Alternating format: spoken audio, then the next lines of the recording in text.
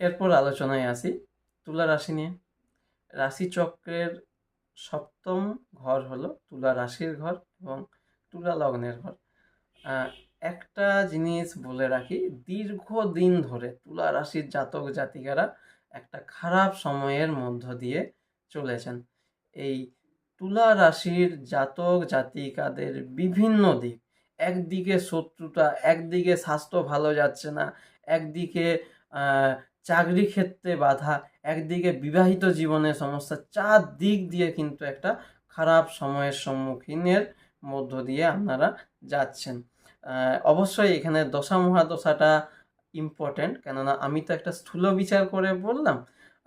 এই জায়গাতে একটা জিনিস আপনাদেরকে বলবো, এই বছরটি কিন্তু তুলা রাশি তুলা লগ্নের জাতক জাতিকাদের ক্ষেত্রে কিন্তু সৌভাগ্য নিয়ে আসতে